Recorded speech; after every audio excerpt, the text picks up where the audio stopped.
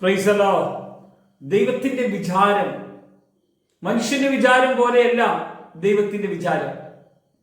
യെശയ്യാ പുസ്തകം 55 അധ്യായത്തിന്റെ 9-ാമത്തെ വചനഭാഗം, ആകാശം ഭൂമിക്ക് മീതെ ഉയർന്നിരിക്കുന്നത് പോലെ എൻ്റെ വഴികൾ നിങ്ങളുടെ വഴികളിലും എൻ്റെ വിചാരങ്ങൾ നിങ്ങളുടെ വിചാരങ്ങളിലും ഉയർന്നിരിക്കും. ഇവിടെ രണ്ട് കാര്യമാണ്. ആകാശം ഭൂമിക്ക് മേലെ ഉയർന്നിരിക്കുന്നത് പോലെ ഉയർന്ന വഴി, താണ വഴി. ഉയർന്ന ചിന്ത, താണ ചിന്ത. ഉയർന്ന കാഴ്ചപ്പാട്, താണ കാഴ്ചപ്പാട്. ഇവിടെ കർത്താവ് പറയാണ് ദൈവത്തിന്റെ വിചാരം.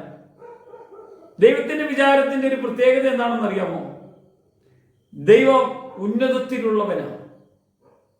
സ്വർഗീയ കാര്യങ്ങളാണ് ദൈവത്തിന്റെ വിചാരത്തിൽ നിന്ന് വെളിപ്പെടുന്നത്.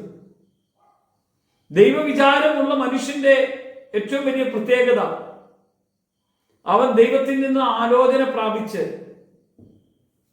ആ ആലോചനയെ കൈമാറുവാൻ ദൈവം ഇടയാക്കും. ഒരിക്കലും ഒരു ദൈവദാസന്റെ അടുക്കൽ ഒരു വിശ്വാസി കടന്നു പോകാൻ ഇടവന്നു. ആ ദൈവദാസൻ ഭയങ്കര സന്തോഷവനായി വേണ്ട നിർദ്ദേശവും പ്രാർത്ഥനയെല്ലാം കൊടുത്തു. വീണ്ടും ഒരിക്കൽ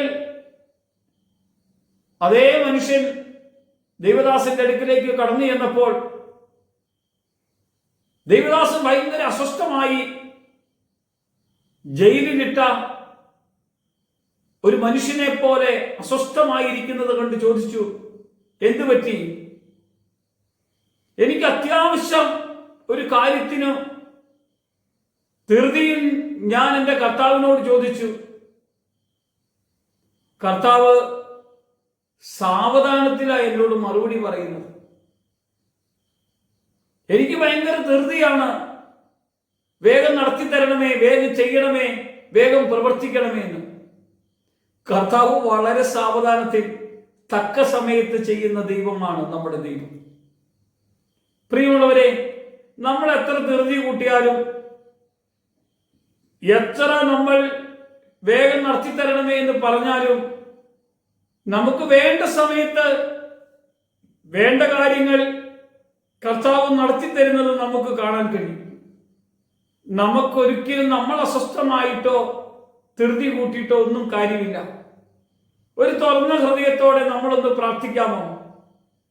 കൊളോസ്യ ലേഖനത്തിൽ പറഞ്ഞത്, നിങ്ങൾ ഉന്നതത്തിലുള്ളത് അന്വേഷിപ്പിൻ, താഴെയുള്ളതല്ല അന്വേഷിക്കേണ്ടത്.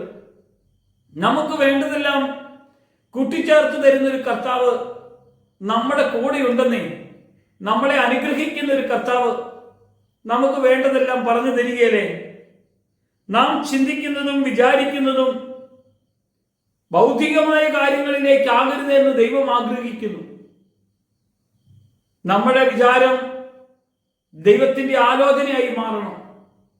സങ്കീർത്തന പുസ്തകത്തിൽ യഹോവയുടെ ന്യായപ്രമാണം രാപ്പകൽ ധ്യാനിക്കുന്ന ഒരു മനുഷ്യൻ എത്ര ഭാഗ്യവാനായിരിക്കും. അവന്റെ വിചാരം ദൈവികമായ ആലോചനയായിരിക്കും വെളിപ്പെടുന്നത്. ദൈവത്തിന്റെ വിചാരങ്ങളെ തിരിച്ചറിയുവാൻ ഒരിക്കൽ പൗലോസ് പറയാണ്, ഞാൻ ദൈവത്തിന്റെ മനസ്സറിയുന്നു, ഞാൻ അവനെ പഠിപ്പിക്കുന്നു എന്ന്. പ്രാർത്ഥിക്കുമ്പോൾ ദൈവത്തിന്റെ മനസ്സറിയാൻ കഴിയും. കൂടെ താമസിക്കുന്ന ഭാര്യയുടെയോ ഭർത്താവിന്റെയോ മക്കളെ പോലും നമുക്ക് മനസ്സ് ശരിക്കും അറിയാൻ കഴിയാത്ത അവസ്ഥയാണ്. നമ്മുടെ ഉള്ളിൽ ദൈവമുണ്ടെങ്കിൽ, ദൈവത്തിന്റെ പ്രവൃത്തി വെളിപ്പെടുന്നുണ്ടെങ്കിൽ, ആലോചനകളെ പകർന്നു തരുന്നവന്റെ മഹത്വം അനുഭവിക്കാൻ കഴിയും.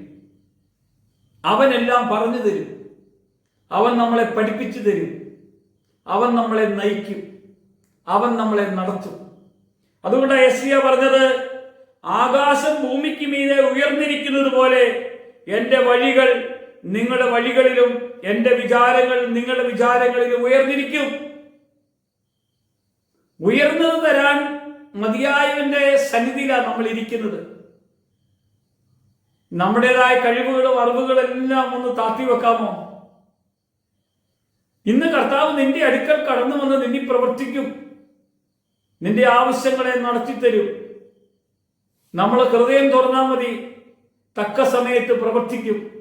നമ്മൾ ധൃതി കൂട്ടണ്ട, അവൻ അത്ഭുതം ചെയ്യും. ഒരു നിമിഷം പ്രാർത്ഥിക്കാൻ. കർത്താവേ, സ്വർഗീയ പിതാവേ, സ്വർഗീയ വിചാരങ്ങൾ ഞങ്ങളുടെ അകത്ത് വെളിപ്പെടേണ്ടതിനും സ്വർഗീയ ചിന്തയ്ക്കൊത്തവണ്ണം ജീവിക്കാൻ ആത്മീയ കൃപ കൊണ്ട് ഞങ്ങൾ ഓരോരുത്തരെയും നിറയ്ക്കണം.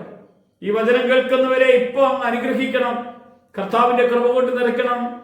യേശുവിന്റെ നാമത്തിൽ തന്നെ ആമേൻ.